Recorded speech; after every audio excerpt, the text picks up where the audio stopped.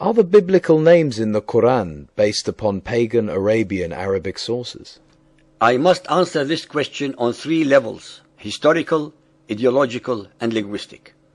Historically, when one looks up the names of Muhammad's companions and the names of the other pre-Islamic Arabs, one will not find a single biblical name among the pagan Arabs. Names such as Ibrahim, Ismail, Yaqub, Musa, Isa, Dawood, Sulaiman, etc. are missing, which should not be surprising since the pagan Arabs had absolutely no inkling whatsoever that they were in any way associated with Abraham until Muhammad's alleged Quranic revelations. If Abraham and Ishmael were truly the ancestral fathers of the Arabs, then it beggars belief and logic that they forgot them so completely, especially when one takes into account the fact that Muhammad's name is used by over 80% of all the males of his followers even after 1400 years. Moreover, if Abraham and Ishmael were truly the ancestral fathers of the Arabs, it would make the Arabs descendants of the Hebrews, Arabic the daughter of the Hebrew language, and Mecca and the Kaaba holy, shrines for the Jews also. When the above subjects are looked at dispassionately and intelligently, the conclusions arrived at above change the whole dynamic of Muhammadan claims to their language, their shrines, and their mythical history. Ideologically, the Quran repeatedly asserts that both Muhammad and the pagan Arabs had no knowledge of previous revelations.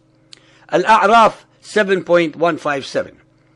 Those who follow the apostle, the unlettered prophet, Al-Rasool al-Nabi al-Ummi. Ash-Shura 42:52. And thus have we by our command sent inspiration to thee. Thou knowest not before what was revelation and what was faith. ما كنت تدري ما الكتاب ولا الإيمان. Yet once more does the Quran assert that the pagan Arabs and Muhammad were ignorant of previous revelations prior to itself. Surah Al-Jum'ah 62.2. He who sent among the unlettered people a messenger from them. هو الذي بعث في الأميين رسولا منهم. The claims by Muhammad and his later followers that the pagan Arabs had any knowledge of Abraham and Ishmael as their ancestors are pure fabrications and blatant lies, especially since they contradict the Quran itself. Linguistically, our listeners should be aware that the Arabic names of the biblical characters are taken from the Syriac Arabic of the Christians, who resided in the Byzantine Empire and the Arabian Peninsula.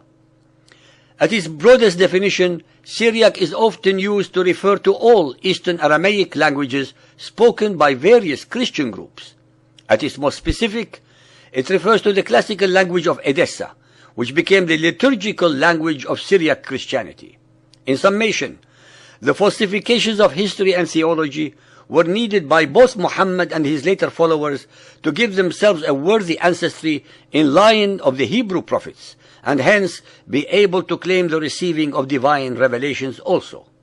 Being the best pirates of the desert, it was not enough for Muhammad and his followers to plunder the wealth of the people of the book, but they graduated to become also pirates and plunderers of their beliefs to such a depraved extent that they started claiming the Hebrew prophets and kings as their own.